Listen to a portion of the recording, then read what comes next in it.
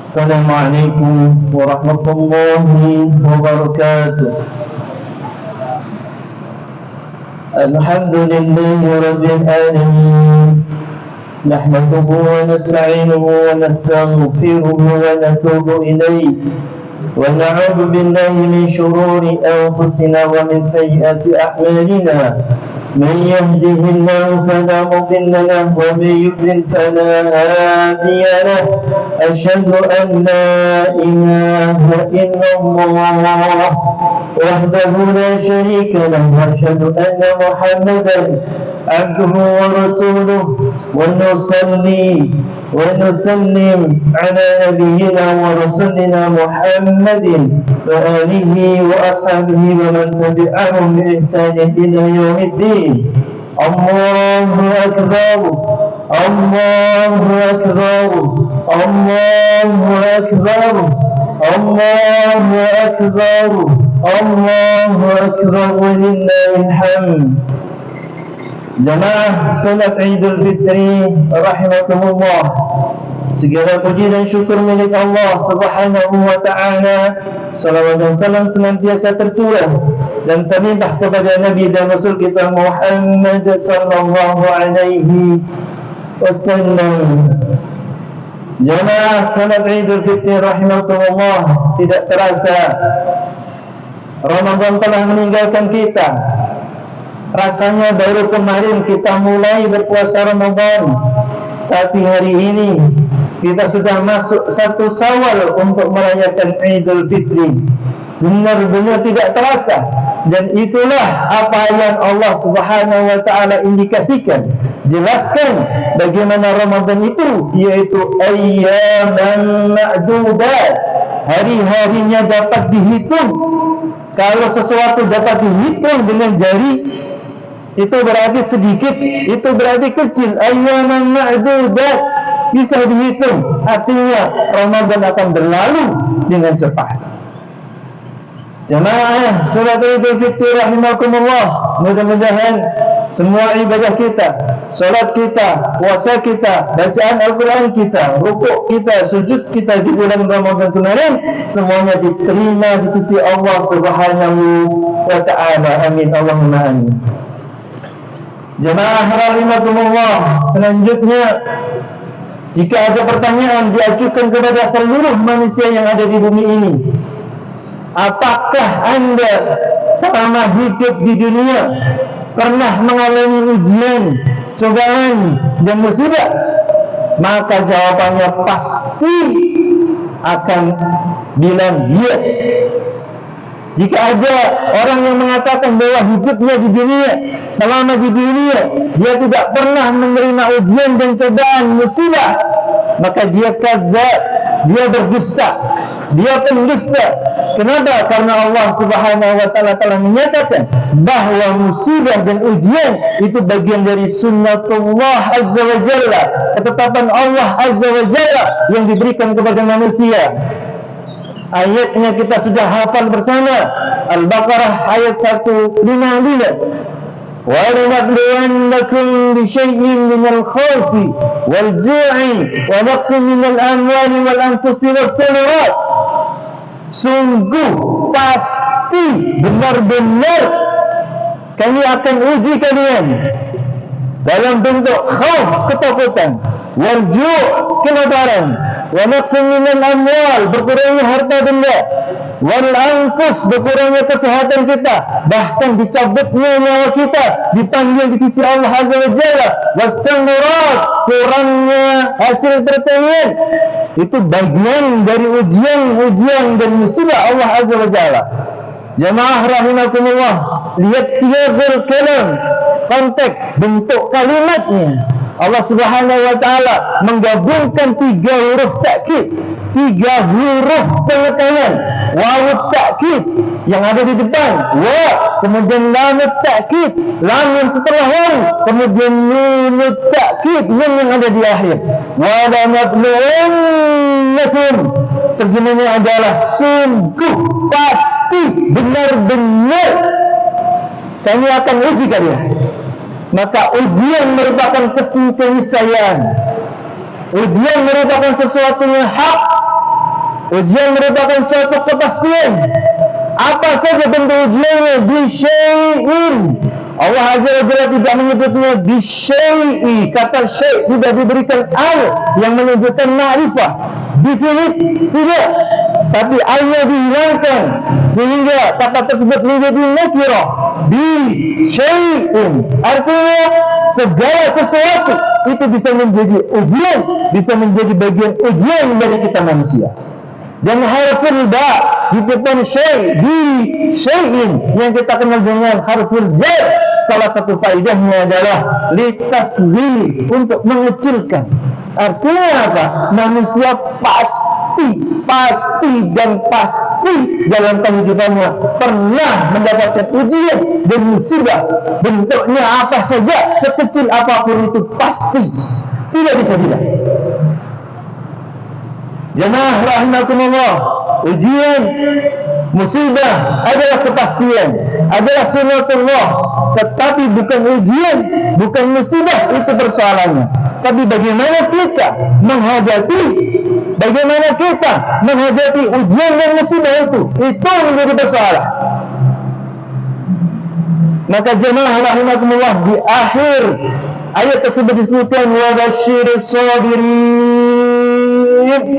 Ya Muhammad, berikan kabar gembira bagi orang-orang sabar.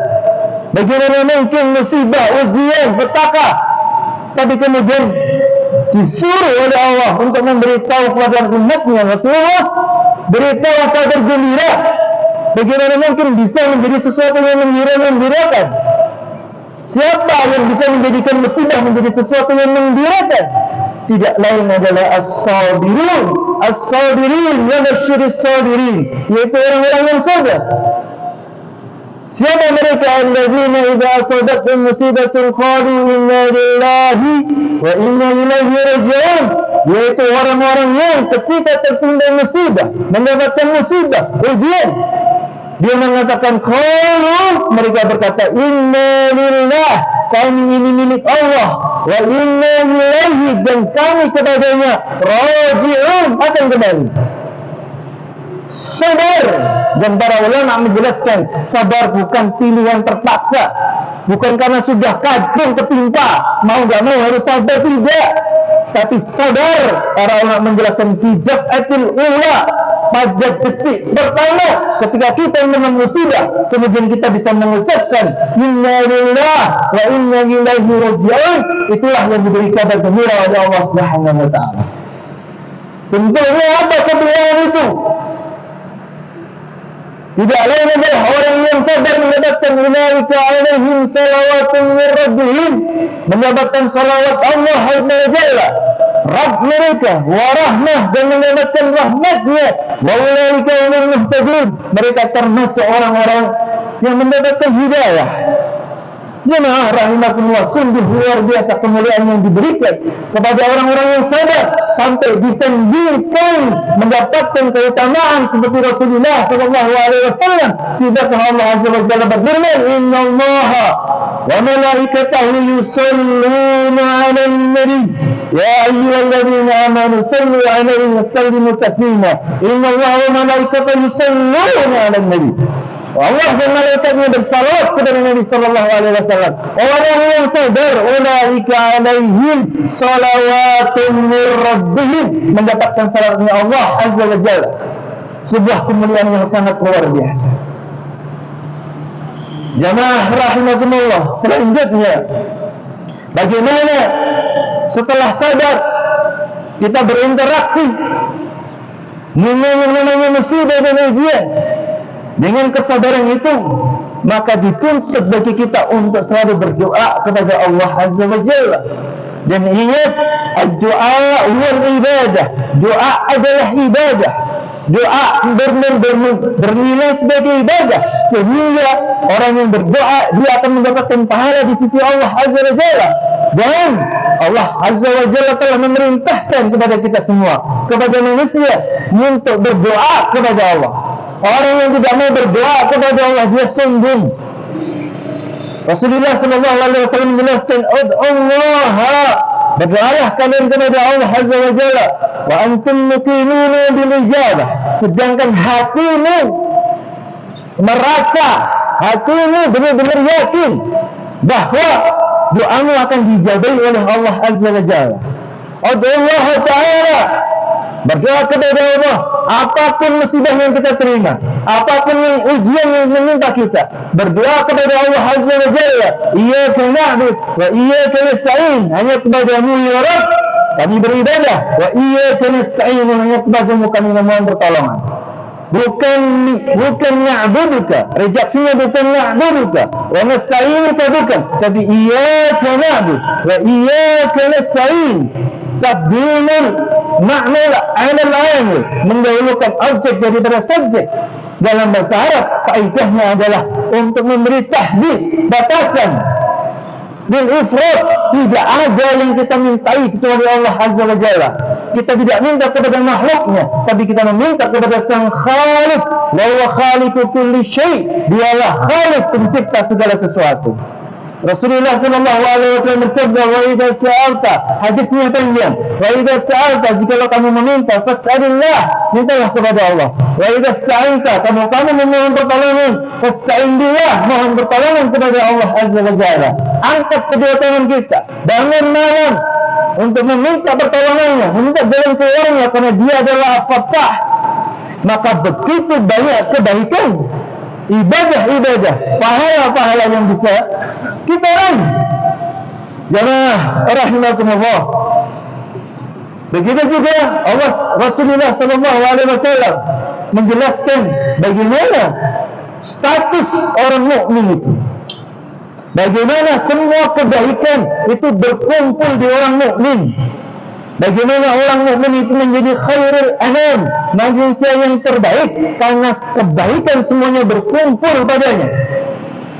Hadisnya masyhur, hadis yang diriwayatkan oleh Al-Imam Muslim min hadis Sahabi Sufyan.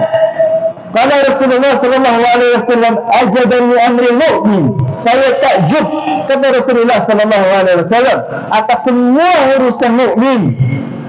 Inna amrahu kullahu khairun, karena semua urusannya baik. Walaysa dzaka li ahadin minal mu'min, dan itu tidak akan bisa dimiliki kecuali orang-orang mukmin. Kenapa? Inna sabathu syarra'u, jikalau seorang mukmin itu mendapatkan kebahagiaan, mendapatkan nikmat, apa yang dilakukan? Syukur, dia bersyukur. Fakana khairullah, dengan syukur itu kenikmatan akan menambah banyak pahala. Tetapi sebaliknya, wa idza sabathu dharra'u, orang mukmin jika tertimpa musibah, bencana, ujian, petaka, apa yang dilakukan? Sabar, dia bersabar. Fakana khairullah, dan kesabaran itu menjadikan kebaikan bagi dirinya, karena dengan kesabaran banyak pahala yang dia rengkuh, banyak kenikmatan yang dia bisa rengkuh, banyak keutamaan yang dia bisa rengkuh dengan bersabar. Jemaah salat Id rahimakumullah. Allahu akbar, Allahu akbar, Allahu akbar, Allahu akbar, Allahu akbar, walillahil hamd. Jemaah salat Id rahimakumullah, bukankah dengan kesabaran tersebut yang menghasilkan mendapatkan salawat Allah, doa Allah, ampunannya Allah, mendapatkan rahmatnya Allah, mendapatkan gelar khairul anam, orang sebaik-baik orang, karena dia selalu mendapat kebaikan. Tidakkah orang ketika mendapatkan musibah juga termasuk bagian dari maskhud dzunub, menghapus dosa-dosanya? An Abi Hurairah radhiyallahu anhu qala qala Nabi sallallahu alaihi wasallam, ma yusidu al-muslima min nasabin wala wasabin wala hamin wala hazmin wala adha wala dhannin hatta ash-shawkati yushakuha illa kaffara Allah biha min khatayahu. Apa saja yang menimpa seorang muslim, apa itu rasa susah, hingga taulana, sedih, bahkan ketika dia tertusuk duri, ketika kakinya tertusuk duri kecil, maka bagi dia adalah kafarallahu biha, dengan musibah itu, walaupun sekecil ketusuk duri saja, entah di tangan entah di kaki, maka Allah akan menghapus, Allah akan membusuk khotoyahu, kesalahan-kesalahannya. Musibah juga merupakan bagian dari cara Allah untuk menghapus dosa-dosa kita. Tidakkah semua itu adalah rahmah? Tidakkah semua itu adalah kasih sayang? Jemaah rahimakumullah. Oleh karena itu, apapun musibah yang menimpa kita, apapun ujian yang menimpa kita, terlebih kondisi geopolitik internasional dunia saat ini, bagaimana perang terjadi di Timur Tengah, bagaimana Selat Hormuz, Iran kemudian memblokade kapal-kapal minyak. Jika minyak menjadi langka, apa yang terjadi? Semua barang akan naik. Jemaah rahimakumullah, tidak bisa kita bayangkan pada saat yang sama di Masjidil Aqsa, sejak sejarah terbebasnya Masjidil Aqsa, baru kali ini Masjidil Aqsa ditutup untuk sholat Ramadan. Tidak boleh sholat tarawih di bulan Ramadan. Saat ini ditutup. Bisa jadi akan terjadi hal besar setelah ini. Maka apapun itu jemaah rahimakumullah, sekali lagi bukan musibah, bukan ujian itu persoalannya, tapi bagaimana kita menghadapi ujian, bagaimana kita menjadikan ujian dan musibah menjadi kasih sayang Allah Azza wa Jalla, mendapatkan rahmatnya Allah Azza wa Jalla yang kemudian kelak kita bisa petik di akhirat. Kemudian dengan begitu insya Allah dengan izinnya kita akan masuk surga Allah Azza wa Jalla. Jemaah rahimakumullah, terakhir khutbah Idul Fitri ini kami tutup dengan hadis yang diriwayatkan oleh Al-Imam At-Tirmidzi dan Al-Imam Ibnu Majah. Rasulullah sallallahu alaihi wasallam bersabda, "Inna 'idhamal jazaa'i ma'a 'idhamal bala'i wa inna Allah idza ahabba qauman ibtalahu." Inna 'idhamal jazaa', sesungguhnya keagungan, kebesaran balasan kebaikan itu ma'idhamil bala, sesuai sebanding lurus dengan musibah ujian yang diberikan. Semakin besar ujiannya, makin besar balasannya. Semakin besar ujiannya, kita bisa menghadapinya, maka semakin mulia kita di sisi Allah Azza wa Jalla. Bukankah para rasul, para anbiya, mereka adalah orang-orang yang paling besar ujiannya? Oleh karena itu, posisi mereka semua, kedudukan mereka semua, para anbiya wal mursalin, di sisi Allah sangat luar biasa mulianya. Ditutup dengan innallaha, sesungguhnya Allah idza ahabba qauman, jika mencintai suatu kaum, ibtalahum, maka Allah akan mengujinya, Allah akan menurunkan ujian kepadanya. Maka jamaah rahimakumullah, bisa jadi hadis ini related dengan keadaan saat ini. Bisa jadi saat ini di dunia, kaum yang paling mulia, kaum yang paling mendapatkan pahala besar, kaum yang paling dicintai oleh Allah Azza wa Jalla, saat ini bisa jadi adalah saudara-saudara kita yang ada di Palestina. Kenapa? Karena rumahnya dihancurkan, masjidnya dihancurkan, sekolahnya dihancurkan, orang tuanya, ayahnya dibunuh, ibunya dibunuh, anaknya dibunuh, saudaranya dibunuh, tetapi mereka tetap la ilaha illallah. Dia tetap mengharapkan ridha Allah Azza wa Jalla, dia tetap bersabar, tidak bergeming. Innallaha idza habba qauman ibtalahu, itulah Allah Azza wa Jalla ketika mencintai sebuah kaum, maka Allah akan mengujinya. Jemaah rahimakumullah, sekali lagi bukan musibah dan ujian persoalannya, tetapi bagaimana cara kita menghadapi ujian dan cobaan. Jemaah rahimakumullah, kita tutup khutbah Idul Fitri pada pagi hari ini dengan berdoa kepada Allah Subhanahu wa ta'ala. Allahumma ya Allah ya Rahman ya Rahim, ya Aziz al-Jabbar ya Rahman ya Rabbal Alamin. Allahumma salli wa sallim wa barik ala nabiyyina Muhammadin wa alihi wa ashabihi ajma'in. Allahumma ighfir lil mu'minina wal mu'minat wal muslimina wal muslimat al ahya'i minhum wal amwat innaka sami'un qaribun mujibud da'wat. Allahumma rabbana ighfir lana wa liwalidayna warhamhuma kama rabbayana shighara. اللهم أعنا على ذكرك وشكرك وحسن عبادتك. اللهم ربنا هب لنا من أزواجنا وذريتنا قرة أعين واجعلنا للمتقين إماما. اللهم إنا نسألك علما نافعا ورزقا طيبا وعملا متقبلا. اللهم اجعلنا علما نافعا ورزقا واسعا وشفاء من كل داء وسقم يا أرحم الراحمين. اللهم تقبل منا صلاتنا وصيامنا وركوعنا وسجودنا وقراءتنا يا رب العالمين. ربنا آتنا في الدنيا حسنة وفي الآخرة حسنة وقنا عذاب النار. سبحان ربك رب العزة عما يصفون وسلام على المرسلين والحمد لله رب العالمين. Terakhir kami ucapkan taqabbalallahu minna wa minkum salihal a'mal. Kullu amin wa antum bil khairin. Assalamualaikum warahmatullahi wabarakatuh.